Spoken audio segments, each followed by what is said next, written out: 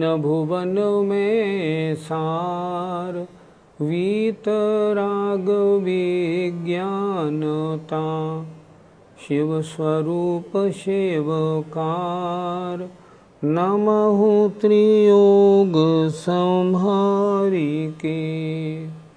पंच परमेष्ठी भगवान की जय। अभी तक छठी ढाल में मुनि महाराजों के आचरण की चर्चा हुई।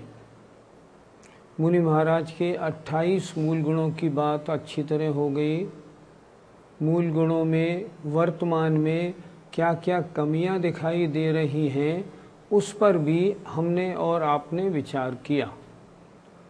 हमें उम्मीद है आपने उन पर अच्छी तरह गौर किया होगा, ताकि कौन मुनि आगम के अनुसार है और किस मुनि की चर्या आगम के अनुसार नहीं है, इसका ज्ञान हमें और आपको हो जाए।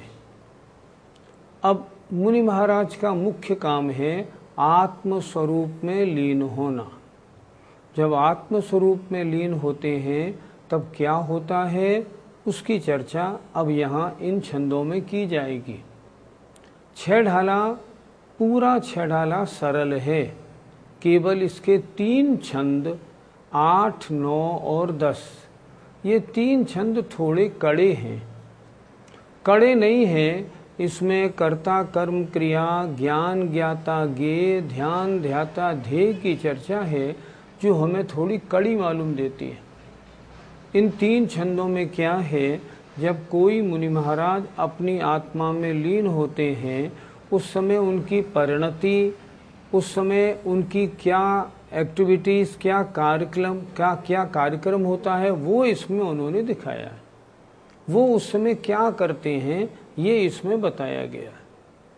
जिन परम पैनी सुबुद्धि शैली, डारे अंतर भेदिया, वर्णादि अनुरागादिते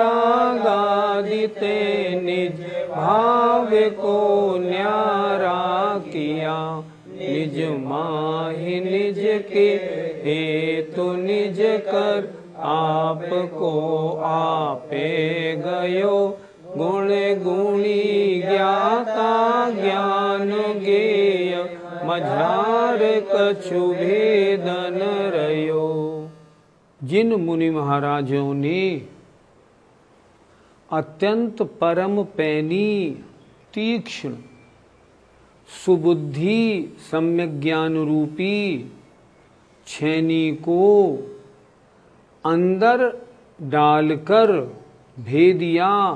भेद कर दिया है। ये जो हम है ना, ये 2 चीज़ें हैं, शरीर और आत्मा। सम्यक ज्ञान रूपी छेनी को जिन्होंने अंदर डाला है, अर्थात अच्छी प्रकार मंथन करके, निर्णय करके आत्मा को अलग और शरीर को अलग अच्छी तरह से मान लिया है। मैं आत्मा हूँ, शरीर नहीं। फिर देखें, जिन्होंने अत्यंत पैनी माने तीक्ष्ण, सुबुद्धि माने सम्यक ज्ञान रूपी छेनी को अंदर डालकर भेद कर दिया है। क्या कर दिया है? वर्णादि अनुरागादिते, रूप रस गंध स्पर्श और राग द्वेष आदि परिणामों से निज भाव को, अपने शुद्ध भाव को, अपने शुद्ध स्वभाव को अलग कर लिया है। फिर देखें, रूप वर्णादि माने रूप रस गंध स्पर्श और राग द्वेष आदि से अपने आत्मा के स्वरूप को भिन्न कर लिया है। दिख क्या रहा है? रूप रस गंध स्पर्श, शरीर दिख रहा है, ये मेरा नहीं है। राग द्वेष आदि परिणाम, ये भी मेरे स्वभाव नहीं है। मैं कैसा हूँ? मैं तो ज्ञाता दृष्टा मात्र हूँ। जिन्होंने ये निर्णय बना लिया है, वर्णादि रूप रस गंध स्पर्श और राग द्वेष आदि पर विभाव से जिन्होंने अपने आत्मा के स्वभाव को अलग कर लिया है। अब क्या हुआ? निज मां ही अपने में, अर्थात अपनी आत्मा में, निज के हेतु अपनी आत्मा के लिए, हेतु माने लिए, और निज कर अपनी आत्मा के द्वारा, जिन्होंने आपको आपे गयो अपनी आत्मा की वास्तविकता को ग्रहण कर लिया है। थोड़ी कड़ी है, जरा सा ध्यान देंगे तो समझ में आ जाएगा। क्या किया? निज मां ही अपनी आत्मा में, निज के हेतु अपनी आत्मा के लिए, निज कर अपनी आत्मा के द्वारा, आपको अपने स्वयं अपने स्वरूप को आपे स्वयं आत्मा ने ग्रहण कर लिया है। आत्मा ने आत्मा के द्वारा आत्मा को जाना है, अर्थात अब आत्मा में अन्य किसी वस्तु का कोई विकल्प अंश मात्र नहीं है। घर, स्त्री, पुत्र, मकान, व्यापार, कोई विकल्प नहीं। एक ही विकल्प, आत्मा किसको जान रहा है? आत्मा को कौन जान रहा है? आत्मा जान रहा है। किसके लिए जान रहा है? आत्मा के लिए जान रहा है। और उस समय जब ऐसे जानता है तब क्या होता है?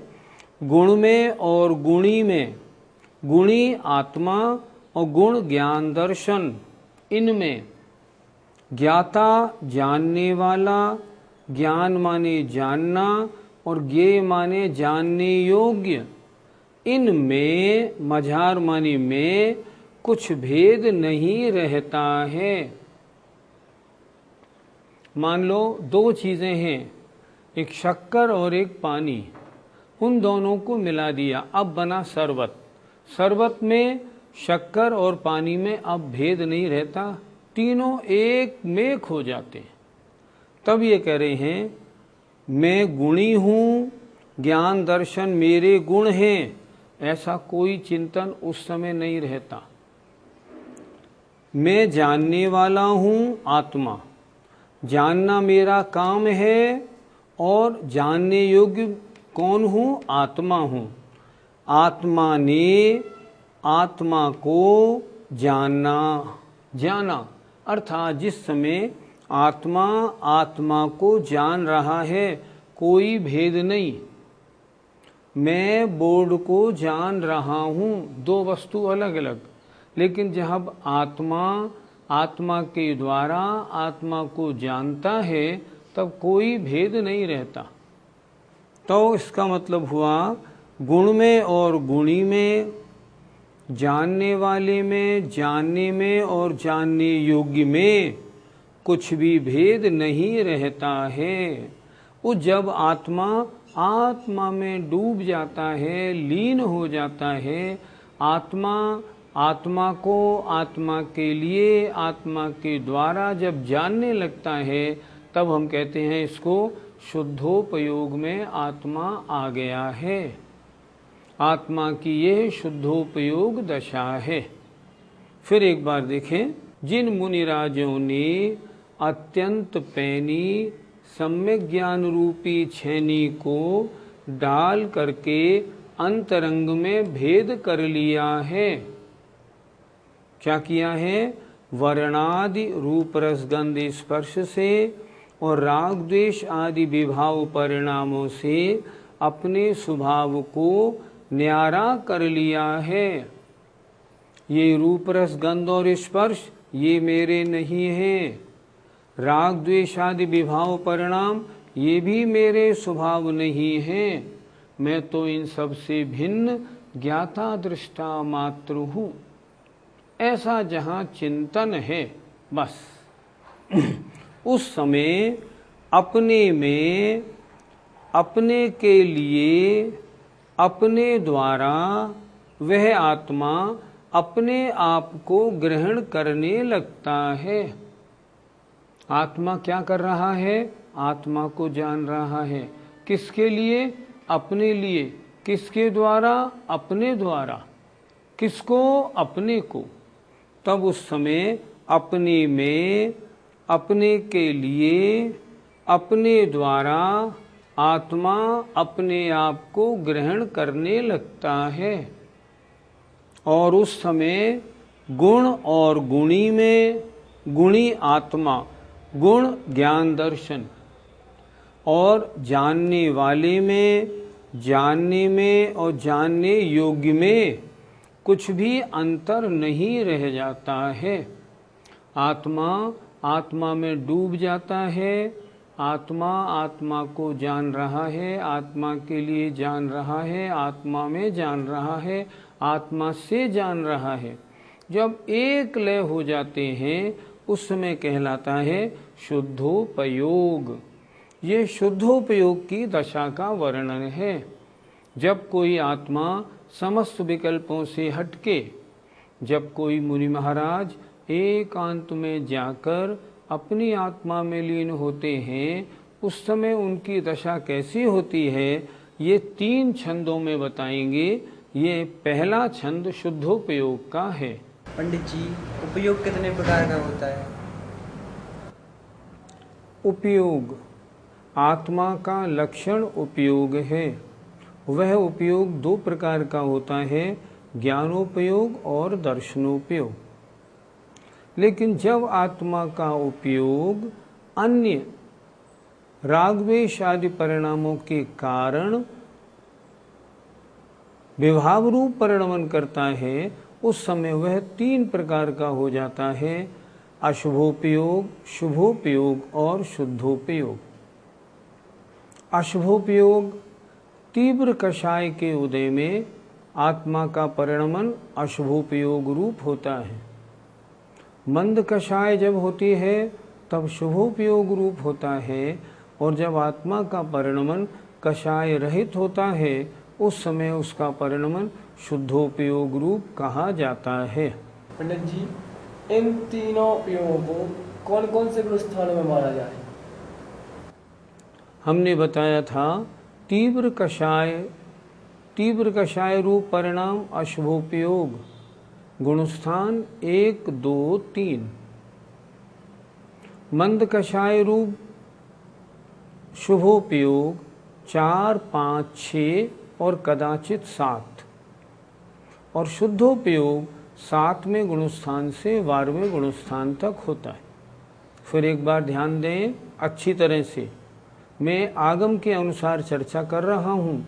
अशुभोपयोग पहला, दूसरा, तीसरा घटता हुआ अशुभोपयोग, शुभोपयोग 4 से 6 तक और कदाचित 7 में ये बढ़ता हुआ शुभोपयोग, और 7 से 12 तक बढ़ता हुआ शुद्धोपयोग, और 12वें गुणस्थान के बाद शुद्धोपयोग नहीं रहता, शुद्धोपयोग का फल प्रकट हो जाता है। पंडित जी, आपने अभी बताया कि 7वें गुणस्थान से शुद्धोपयोग होता है, लेकिन कुछ लोग 4थे गुणस्थान से शुद्धोपयोग मानते हैं, तो वो कैसा? किसी भी आचार्य ने 4थे गुणस्थान से शुद्धोपयोग नहीं लिखा। देखो, बृहद्रव्य संग्रह में प्रवचन सार की गाथा नंबर 9 में और परमात्म प्रकाश में तीनों की टीका में स्पष्ट उल्लेख मिलता है कि पहले से तीसरे तक अशुभोपयोग, 4 से 6 तक शुभोपयोग, 7 से 12 तक शुद्धोपयोग। किसी भी आचार्य ने किसी भी शास्त्र में कोई अगर खींचतान करके जोड़ तोड़ करना चाहे वो अलग बात है, फिर भी वो सिद्ध नहीं कर पाते। हम तो इतनी जगह शिविर लगाते हैं, हम तो लोगों से कहते हैं 4थे गुणस्थान से मानने वाले सबूत तो पेश करें, उन पे कोई सबूत नहीं। मान्यता कैसे बना लेते हो? देखो, टोडरमल जी ने मोक्ष मार्ग प्रकाशक में क्या लिखा, करणान योग की अपेक्षा तो शुद्धोपयोग यथाख्यात चारित्र भये होए है। यथाख्यात चारित्र 11 से 14वें गुणस्थान में है, अर्थात शुद्धोपयोग के गुणस्थान 11 और 12 टोडरमल जी लिख रहे हैं। जब टोडरमल जी लिख रहे हैं फिर आप 4थे से कैसे मान सकते हो? किसी आचार्य ने किसी भी शास्त्र में 4थे गुणस्थान से शुद्धोपयोग नहीं माना, यदि आप में से किसी की मान्यता हो तो हटा लेना, अगर चाहो तो अपने सबूत भेज के हमसे चर्चा कर लेना। हमने बहुत जगह शिविर लगाए, अभी तो कोई सबूत ही पेश नहीं करता। सबूत ही नहीं है तो मान्यता कैसी? क्या मानना? शुद्धोपयोग 7वें से 12वें गुण स्थान तक होता है और मात्र मुनि महाराजों के होता है, क्षुल्लक एलक आदि का गृहस्थियों के नहीं होता। पंडित जी, जब कोई मुनि शुद्धोपयोगी होते हैं तब उनकी कैसी दशा होती है? इन 4 पंक्तियों में शुद्धोपयोगियों की दशा कैसी होती है यही तो बताया गया है। इसमें उन्होंने बताया है, जो अपनी सम्यक ज्ञान रूपी छेनी के द्वारा शरीर और आत्मा इन 2 में से वर्णादि को अलग, आत्मा को अलग, आत्मा के राग द्वेष आदि परिणामों को अलग, शुद्ध आत्मा को अलग कर लेते हैं। राग द्वेष आदि परिणाम मेरे स्वभाव नहीं, रूप रस गंध स्पर्श ये पुद्गल के गुण हैं, मेरे गुण नहीं। मैं कैसा हूँ? मैं तो ज्ञाता दृष्टा अनंत सुख ज्ञान दर्शन का पिंड स्वरूप आत्मद्रव्य हूँ। ऐसा निर्णय करके वे फिर उस आत्मा में लीन हो जाते हैं।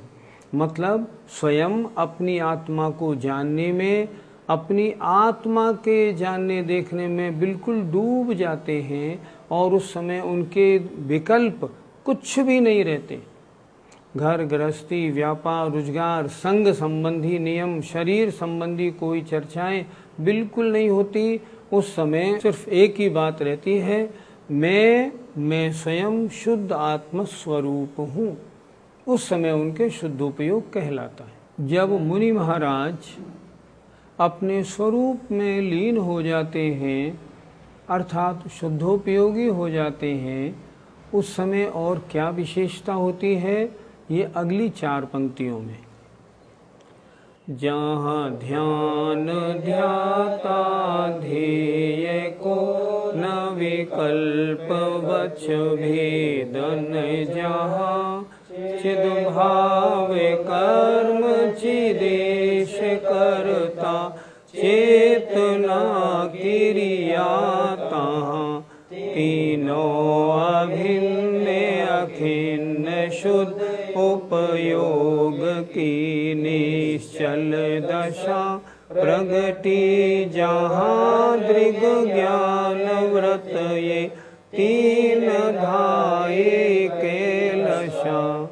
जहाँ अर्थात जिस जगह अर्थात उस शुद्धोपयोग में ध्यान, ध्याता और ध्येय, ध्याता ध्यान करने वाला, ध्यान क्रिया और ध्येय जिसका ध्यान किया जा रहा है, इनमें कोई भेद नहीं रहता।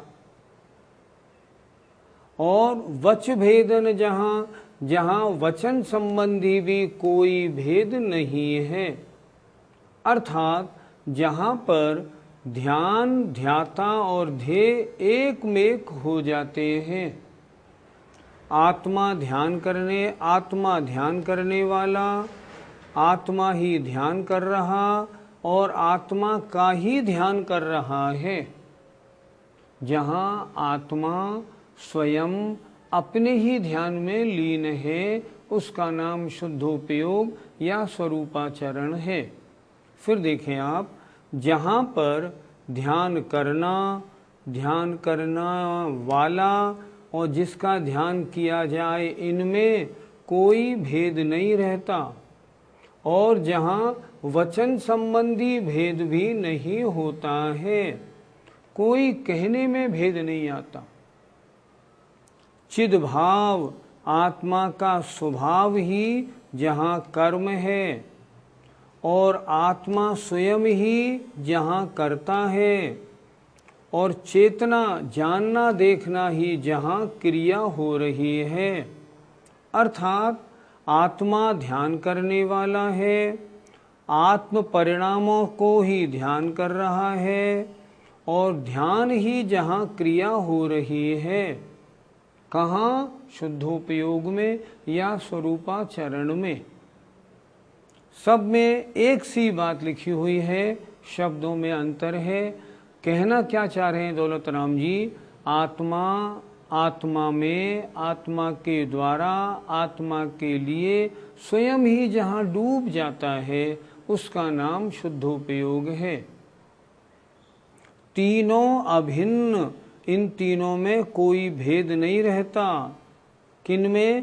चिद्भाव, चिदेश और चेतना, इन तीनों में कोई भी भेद नहीं रहता। अखिन्न, कोई बाधा नहीं रहती, कोई खेद नहीं। ऐसी ये शुद्धोपयोग की निश्चल दशा जहाँ प्रकट होती है। फिर देखें, ये चिद्भाव, चिदेश, आत्मा के परिणाम, आत्मा स्वयं और आत्मा का जानना, इन तीनों में जहाँ कोई भेद नहीं रहता, अखिन्न अर्थात बाधा नहीं रहती, ऐसी ये शुद्धोपयोग की निश्चल दशा जहाँ प्रकट होती है, जहाँ प्रकट होती है वहाँ सम्यक दर्शन, सम्यक ज्ञान और व्रत माने सम्यक चारित्र, ये यद्यपि तीनधा तीन हैं, ये सम्यक दर्शन अलग है, ज्ञान अलग है और चारित्र अलग है, यद्यपि ये तीन हैं फिर भी वहाँ एक रूप दिखते हैं। जैसे मान लो हमने ठंडाई बनाई, ठंडाई में हमने क्या मिलाया? दूध डाला, बादाम डाले, काली मिर्च डाली और शक्कर डाली, चीज़ें कितनी? 4। जब हमने ठंडाई बना ली, छान के जब पीने को तैयार हुए, तब जिस समय पिया उस समय क्या आनंद आया? ठंडाई बहुत अच्छी है। उस समय दूध, बादाम, काली मिर्च और शक्कर, इनका कोई ध्यान नहीं रहता। उसी तरह जब आत्मा आत्मा में लीन होती है, आत्मा क्या है, आत्मा के गुण क्या है, मैं किसका ध्यान कर रहा हूँ, ध्यान करने वाला, किसका ध्यान, कैसे ध्यान, कोई विकल्प नहीं रहता। उस समय तो ठंडाई पीने में जो आनंद आता है, क्या बढ़िया ठंडाई बनी है, वो आनंद आता है। अनंत सुख जैसा एक सुख प्रकट होता है। फिर देखें, जहाँ ये तीनों अभिन्न एक रूप, अखिन्न बाधा रहित हो जाते हैं, वह शुद्धोपयोग की निश्चल दशा होती है। और जहाँ ऐसी दशा प्रकट होती है वहाँ सम्यक दर्शन, सम्यक ज्ञान और सम्यक चारित्र, यद्यपि ये तीन अलग अलग हैं लेकिन फिर भी वहाँ एक रूप दिखते हैं, मतलब एक रूप सुशोभित होते हैं। अब यहाँ क्या हो गया? अभेद रत्नत्रय। पहले भेद रत्नत्रय था, सम्यक दर्शन, सम्यक ज्ञान, सम्यक चारित्र। पहले दूध, शक्कर, बादाम और काली मिर्च थी, अब ठंडाई बन गई। अब एक चीज़ है, ये क्या है? ठंडाई। उसी समय अब क्या है? दर्शन, ज्ञान, चारित्र की एकता हो गई है, उसे हम कहते हैं शुद्धोपयोग या स्वरूपाचरण। अब वहाँ तीन भेद दृष्टिगोचर नहीं होते। एक बार फिर देखें, थोड़ा कठिन है, ज़रा सा ध्यान लगाएंगे तो समझ में आएगा। जहाँ पर ध्यान, ये क्रिया, ध्याता करने वाला और ध्येय जिसका ध्यान करना है, इनमें कोई भेद नहीं रहता, न जहाँ वचन संबंधी भेद होता है। जहाँ आत्मा का निज का स्वभाव ही कर्म है, आत्मा स्वयं ही करने वाला है और चेतना ही जहाँ क्रिया है, जहाँ पर ये तीनों चिद्भाव, चिदेश और चेतना, ये तीनों एक हो जाते हैं, बाधा रहित हो जाते हैं, ऐसी शुद्धोपयोग की निश्चल दशा होती है। और जहाँ ऐसी निश्चल दशा प्रकट होती है वहाँ सम्यक दर्शन, सम्यक ज्ञान और सम्यक चारित्र, यद्यपि ये तीन हैं फिर भी एक रूप सुशोभित होते हैं और हम उसको कहते हैं अभेद रत्नत्रय। अर्थात शुद्धोपयोग। पंडित जी, क्या वर्तमान में शुद्धोपयोग हो सकता है? आचार्यों ने लिखा है, वर्तमान में यह जीव मुनि अवस्था धारण करके सप्तम गुण स्थान तक जा सकता है। सप्तम गुण स्थान में शुद्धोपयोग होता है। किसी भी आचार्य ने सप्तम गुण स्थान में या पंचम काल में शुद्धोपयोग का निषेध नहीं किया। जब निषेध नहीं किया तो वर्तमान में शुद्धोपयोग का अभाव नहीं मान सकते। आचार्य विद्यासागर जी महाराज से हमने प्रश्न किया था, महाराज क्या वर्तमान में शुद्धोपयोग हो सकता है? उन्होंने कहा, हाँ, कभी 2-4 साल में कभी 1-8 सेकंड के लिए शुद्धोपयोग हो जाए तो हो जाए, सामान्यतया नहीं होता, क्योंकि परिणामों की इतनी एकाग्रता नहीं बनती है। भेद रत्नत्रय और अभेद रत्नत्रय से क्या मतलब? भेद रत्नत्रय जहाँ सम्यक दर्शन, श्रद्धानुरूप, सम्यक ज्ञान, ज्ञान रूप, सम्यक चारित्र, आचरण रूप, जहाँ 3 अवस्थाएं होती हैं। भेद रत्नत्रय जब ये आत्मा में डूबता है तब श्रद्धान, ज्ञान और आचरण तीनों मिलके एक हो जाते हैं, वो होता है अभेद रत्नत्रय। अभेद रत्नत्रय मुनि महाराजों के शुद्धोपयोग में होता है। इस प्रकार आज शुद्धोपयोग संबंधी 2 छंद हुए। दोनों छंद यद्यपि कठिन हैं, मैंने कोशिश की है एक एक शब्द का अर्थ आपको समझा दूं। मुझे उम्मीद है आपके समझ में आया होगा। और भावना तो ये भाएं, हे भगवान, जैसी दशा इन दोनों छंदों में है ऐसी दशा हमारी कब होगी? हम कब अब मुनि अवस्था धारण करके आत्म स्वरूप में ऐसी लीनता को प्राप्त होंगे? ऐसा दिन जल्दी आए। आइए, जय जिनेन्द्र।